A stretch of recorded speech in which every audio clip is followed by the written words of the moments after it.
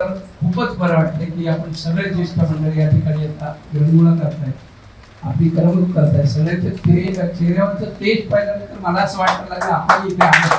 या साहेब या, जरूर या. मी तसा खऱ्या म्हणजे कबड्डी प्लेअर आणि मैदानातले सगळे लोक इथून बसून काही खेळावं आपल्या मनाला काही पटत नव्हतं. आता तुमचे चेहरे पाहिले की असं वाटतं की आपल्याला यायला. मित्र, मी आता आमदार नाही याची पूर्ण आपल्याला कल्पनेची मला सुद्धा आहे. दादर माहीम मध्ये असा एक भाग नसेल, असा एक चौक नसेल, अशी बिल्डिंग नसेल तर जे बिल्डिंग मध्ये आपण कामं करतो आणि कामं केल्यानंतर सुद्धा पराजय मिळतो हे माझा पहिला अनुभव आहे. आम्हाला पण वाईट वाटलं. काम न करणारे जिंकून येतात आणि ते फक्त जातीपाती येतात. एका वॉर्डामध्ये मला 18,000 मी मागे वॉर्ड क्रमांक 190 आणि जो भाग आहे अर्थात तो समाज सगळं तुम्हाला माहिती आहे. ती सगळी मतं आपल्या विरुद्ध गेले. 18,000 मताधिक्य तिकडे मिळालं आणि नंतर आपण सगळे सुशिक्षित, काही बाळासाहेबांना मानणारी, काही उद्धव साहेबांनी मानणारी, काही राजसाहेबांना मानणारी, काही कामाला मानणारी, असे सगळे माणसं होती. ती मतं थोडीशी विभागली गेली आणि साधारण 1000 मतांनी आपण मागे लागलो. तर मला कधीच आपण पराभूत झालं असं वाटलं नाही, कारण आपलं जे प्रेम आहे ते प्रेम सतत मिळत राहिलं आणि ते मला आपली जी आजची इच्छा आहे की आपल्याला आणखी याच्यामध्ये काही वाढ झाली पाहिजे. मला असं वाटतं की मागची जागा मोकळी झाली तर मोकळी झाली म्हणजे पंप होते पूर्वी, ते चालत नाही झालं. काढून टाकू, जागा अजून वाढवू. या जागेला सुद्धा परवानगी नव्हती. आपल्याला माहिती आहे, एखादं स्ट्रक्चर उभं करायचं असेल तर त्याला परवानगी लागते, परवानगी नव्हती. पण नंतर आयुक्त लेवलला आपण ती परवानगी घेऊन झालेली आहे, काही होईल. आपल्या माहितीसाठी सांगतो, मी पराभूत जरी असलं तरी सुद्धा आपलं जे नेतृत्व आहे म्हणजे फडणवीस साहेब म्हणा, शिंदे साहेब असलेल्या आमदाराला 2 कोटी मिळाले तर मला नसताना सुद्धा 20 कोटी मिळतात.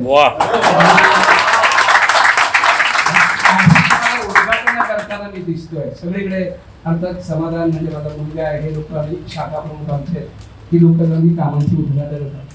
कारण आपला पिंड आहे हा काम करण्याचा पिंड आहे. राजकारण करून आम्हाला कोणीतरी मानावं किंवा आपल्याला मतदान करावं अशी काही अपेक्षा नसते. पुन्हा एकच समाधान आहे की माझ्याच वयाचे आपण सर्वजण या ठिकाणी रोज संघटित होता आणि जो काही आनंद आपण या ठिकाणी आनंदाची उधळण करता येत ते बघितल्यानंतर केलेल्या कामाचं चीज झालं असं वाटतं. आपण पाहिलं असेल तर इथून बऱ्याच ठिकाणी आम्ही असे ज्येष्ठ नागरिक कट्टे बनवतो.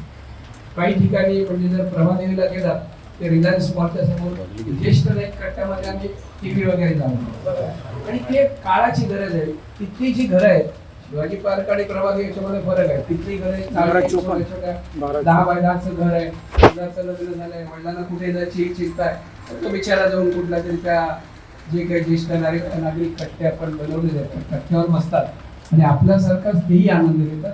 त्यासाठी खूप मोठं काम आहे आणि त्या कामासाठी स्फूर्ती मला असं वाटतं याच्यात मिळते.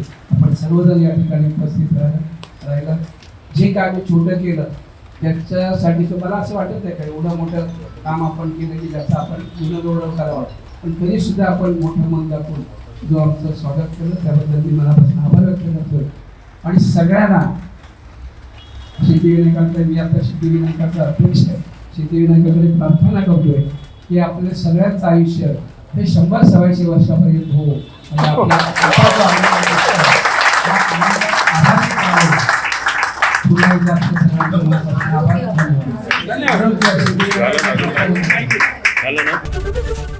एबीपी माझा, उघडा डोळे बघा नीट.